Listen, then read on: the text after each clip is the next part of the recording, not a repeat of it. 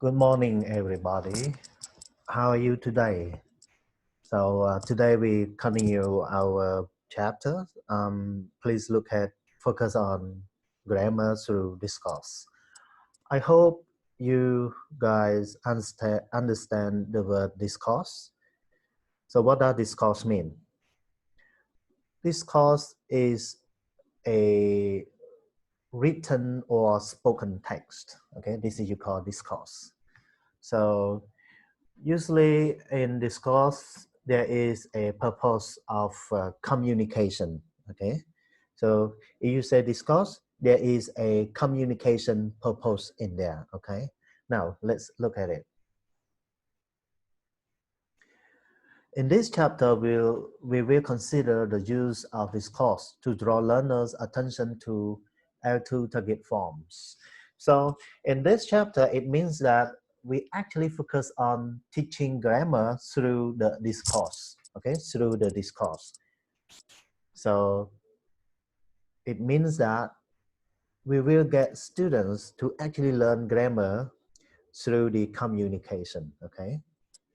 And we also examine how we can use the principles from discourse-based approach to teaching language and how they can be applied to teaching grammar, okay? So we actually get students through the communication, but at the same time, they will learn the grammar, okay? All right. What are discourse and discourse competence? Please look at it. Discourse is language about the sentence or about the clause. A continuous stretch of spoken language larger than a sentence, often constituting a coherent unit, okay? Or a stretch of language perceived to be meaningful, unified, or purposive language in use. Viewed as a social practice or determined by social structures. Okay, this is you call discourse. Okay, so it is the language about the sentence or about the clause. It means that in the sentence or in the clause, it has the communication purpose in there. Okay, and it is coherent unit. Yeah, it is a purposive. Okay, language in use, okay, or social practice, okay, and determined by the social structures in there. This is you call discourse, okay. Okay, so please look at it. Discourse competence can be seen as the ability to understand, to create, and to develop forms of the language that are longer than sentences, stories, conversations, letters, with appropriate cohesion, coherence, and rhetorical organization to combine ideas.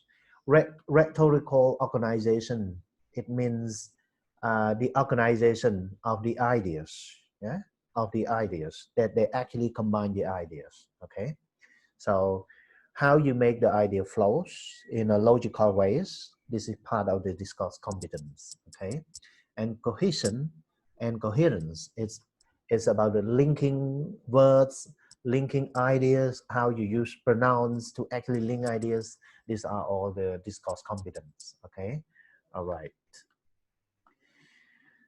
And milestone, you can see that it consists of 4 main elements: purposes, aims, goals, or objectives, okay, and content, and then you have instruction, okay, yeah, instruction treatment, okay, yeah, or an evaluation, okay, yeah, over here.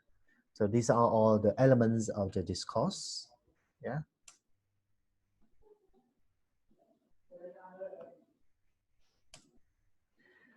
Okay. While Munby, 1978, sorry, oh, sorry, everyone, yeah, okay. Defines a model with 4 distinctions, yeah, distinct elements here, yeah. So linguistic encoding, yeah, you have linguistic encoding. What does it mean, linguistic encoding? It's about the grammar and the forms and the meaning. This is you call linguistic encodings. So the first thing it's about how you actually put the words in orders, and then you actually make it into sounds. That is about the phonetic sounds. Okay, this is you call linguistic encoding. And then you have structural orientation. Sorry, social cultural orientation. It's about the society and about the culture. Yeah, discourse level of operation. Yeah, so then how you actually operate the discourse structures, and social semantic basis of linguistic knowledge. Okay, how you actually look at the signs. Yeah, signs say something about the language, expressing the language in the society. This is social semantic basic of the linguistic knowledge. Okay, well, we discuss more in the discussion panel about this. Okay,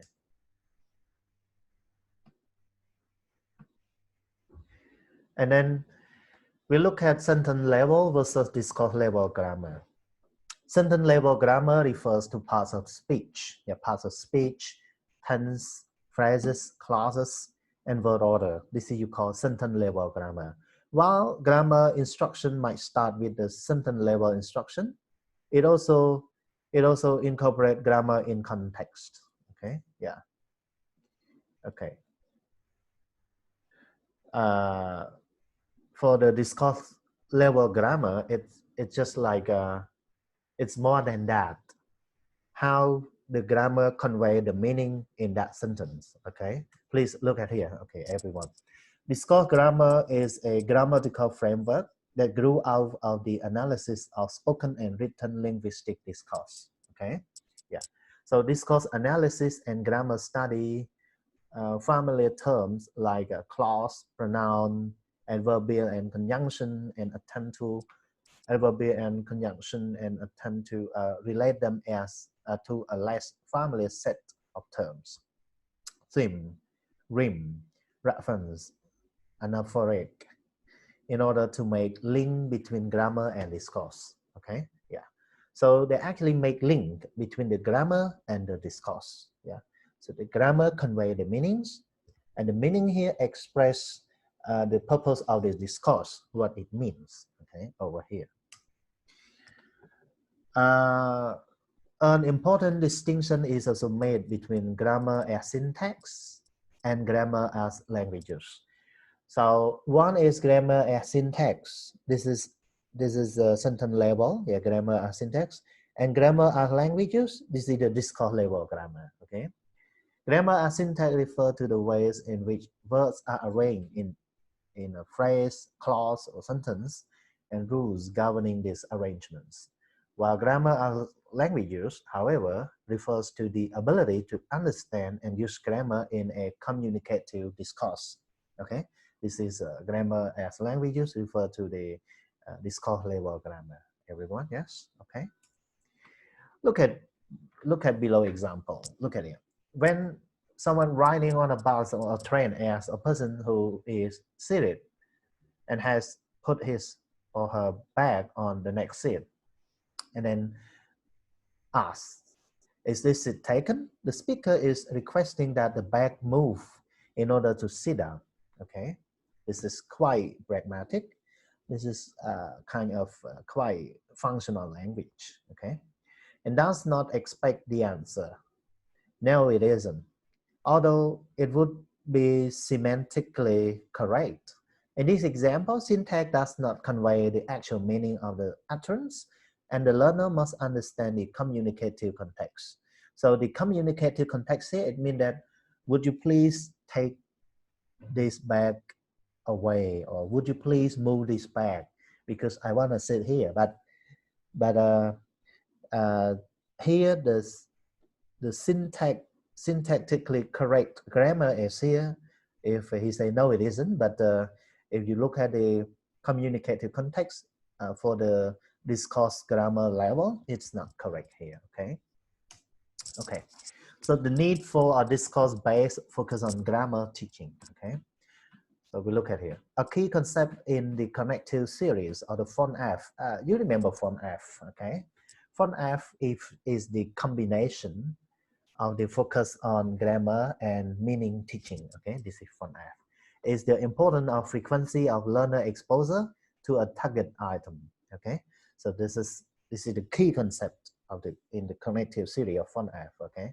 It's about the frequent exposures to the of the learners to the target item. Okay. Researcher findings indicate that learners must encounter target structures repeatedly in a discourse level context until a certain threshold of encounter is reached. Threshold it means what?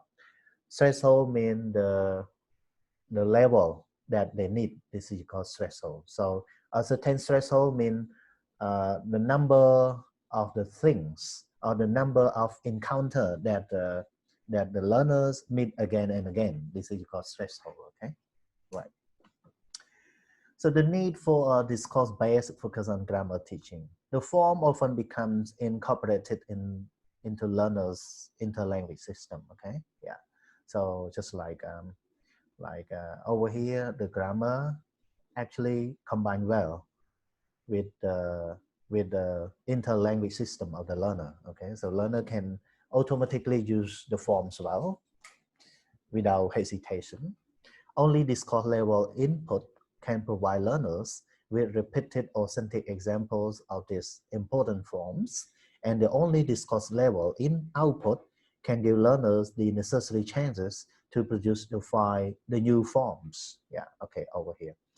So learners need authentic examples of the important forms, and then learners need to be able to produce the discourse level output.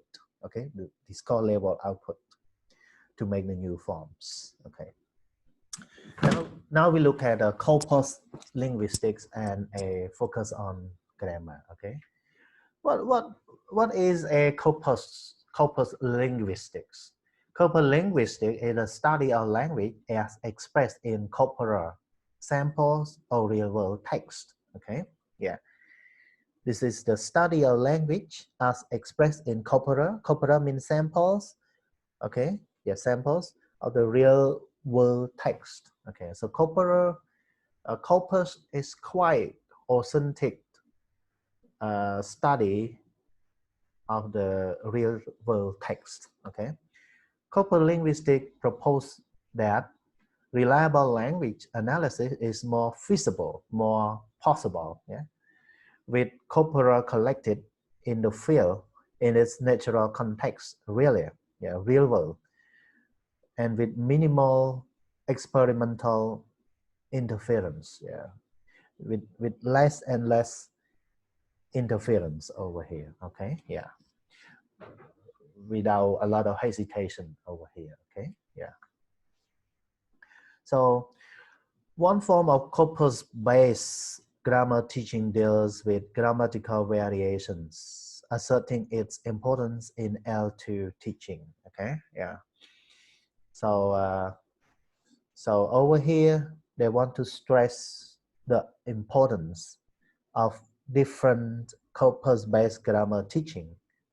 Okay, for the L2 learners, okay, which is important for them to be exposed to the authentic materials over here. Yeah, and a different approach to corpus-based L2 grammar teaching made use of the learner corpora to identify areas of difficulty. Okay, yeah.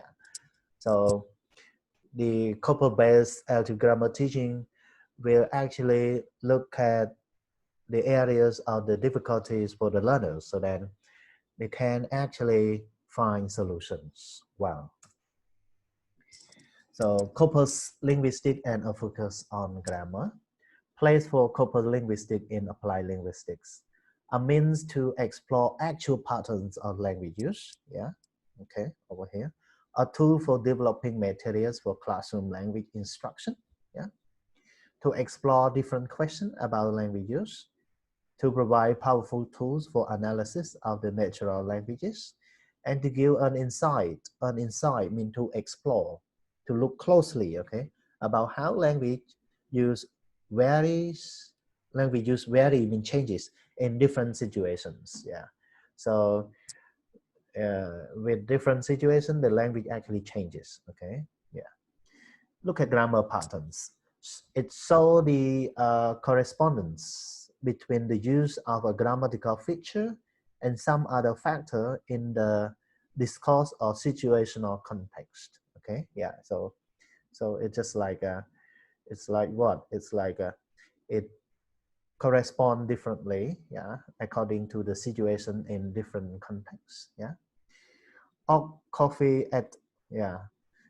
2007 explained corpus analysis led us to describing grammar not just in structural terms but in probabilistic terms. Okay, yeah, not just terms, not just structural terms, but also some other terms. Okay, describing the typical social and discourse circumstances associated with the use of particular grammatical features over here. Okay, yeah. So the corpus analysis actually look at a lot of structural terms. Okay, yeah, a lot of structural terms and a lot of social and discourse circumstances. Okay, associated with the use of particular grammatical features over here. And corpus linguistics, yeah, focus on grammar. Continue, everyone. Yeah, certain features, certain structures tend to be associated with the certain types of meaning, such as positive or negative circumstances. This is called semantic prosody. Okay, yes, this is you call semantic prosody, everyone. Yeah, okay. And Ocknell, 2007, yeah, provide an extended corpus-based analysis of a get passives. Yeah, he got arrested. Yeah, this is a get passive. They show that the get passive is usually used to express an unfortunate incidents. Yeah, yeah, get passive. Yeah, unfortunate incidences. Ocknell also discuss the type of subject usually found with get passive and the lack of adverbials in these clauses. Okay, yeah. And now we look at discourse analysis and grammar. For discourse analysis, or DA is concerned with the relationship between language forms and the context in which they are used. Yeah, okay. And an important implication of the discourse analysis studies for a communicative focus on grammar is an examination of connected speech and a discourse length utterances to study pronunciation, stress, and intonation. Yeah. So we look at here, yeah, the connected speech here, yeah, or discourse length utterances. Yeah. Okay. It's about pronunciation, stress, and intonation. So we actually look at grammar of oral and written discourse. Look at here, everyone. Yes, this is written grammar. This is spoken grammar, oral. Yeah, okay. So sentence is the basic unit of construction, but clause is the basic unit of construction. Okay, for the spoken grammar, clauses are often embedded subordination. Yeah, clauses are usually added coordination. Okay. Okay. Subject, verb, object construction, but for here, head, body, tail construction. Yeah, we will look at head and tail body construction in the discussion panel for detail. Yeah. Subject, yeah, reported speak favor, precision favor, little ellipsis, no question tags, no performance effects. Yeah. Yeah, no performance effect like because this is the written. You do not actually see like You do not hear like the tone, the intonation or whatever, okay? But here you have performance index for the spoken grammar and direct speech favor, yeah. Vagueness tolerated, yeah. Vagueness tolerated, yeah. Sometimes there are vaguenesses, yeah. A lot of ellipses, yeah. A lot ellipses, I think you understand, yeah. Many question tag, performance effects, hesitation, repeats, yeah. You can repeat because this is speaking. False starts, yeah. Over here, yeah. False starts, yeah. Incompletion and syntactic blends, yeah. They blend together over here, yeah. Okay. So this is the difference between spoken and written grammar. Okay, yeah. Now, yeah, we look at heads and tails of spoken grammar. Yeah, this is the heads, everyone. Yeah, this is the heads. Can you just look at here? Okay, for example, yeah, Anna, David's sister, she's gone to New York for her birthday. So this is the head. Okay, head. Yeah, yeah. This is the head. Please look at it, everyone. Yeah, this is spoken grammar, and this is you call head. For tail, this is tail at the back. Yeah, they're not cheap to buy. Cars in Singapore. Yeah, so this is tail. This is also tail. Okay, please spend time look at it. Okay. So effective use of discourse-based activities in a classroom focus on grammar. In particular, the provision of authentic spoken material is extremely problematic since most texts continue to use the grammar of written English even for dialogue-based activities. Yeah, sure, okay. Because a lot of books actually use the grammar for the written English. If they actually want to actually focus on the discourse level grammar, it's probably like has some like problems in there. Okay, yeah. It is now clear that discourse level examples of instructed forms in the four major language skills: listening, speaking, reading, and writing are essential for grammar teaching. Yeah, okay, over here. Now look at it. Look at it. Effective use of discourse-based activity in a classroom focus on grammar. Teaching four language skills through the discourse. Number one, reading extended text rather than sentences and answering comprehension questions. Yeah, okay. Number two, listening to extended speech and often requiring the learner to share the speaker voice, complete a closed test afterwards. Yeah, reconstruct the text and answer the comprehension questions. Three, writing at the essay level, producing an introduction, body, and a conclusion. And speaking activities such as presenting speeches, either prepared or impromptu, making discourse length response to questions. Okay. Yeah. So here are some examples of the classroom activities for the discourse-based approach. In the following section, we will discuss specific activity for both teachers and learners to show how discourse level input and output can be used to focus on grammar in L2 classrooms. Yeah, okay. So over here, teacher exploring authentic and non-authentic languages. So this is the directions. Yeah. So study the following extracts. One is a piece of genuine conversation. The other is taken from the language teaching books. Which is which? What differences can you see between the two extracts? What language do you think the non-authentic conversation is trying to teach? And what grammar would you need in order to take part in the authentic conversation? Please look at here. So you have text A and text B, everyone. Text A, excuse me, please. Do you know where the nearest bank is? But text B, how do I get to Kensington Road? While you go down, blah, blah, blah. So you can see that if you look down and you just start here, you actually see that text A is from like a teaching course book. But for text B, it's kind of like a real conversation. It's a quite spoken language. Okay, so this is the spoken language, and this is the written language over here. This is quite formal. This is quite informal and spoken over here, okay? Yeah. So let's continue. Teacher conducting discourse analysis of their own output. So over here, researchers have often promoted discourse analysis as a tool for the L2 classroom to highlight cultural and pragmatic differences, okay, in language usage and functions.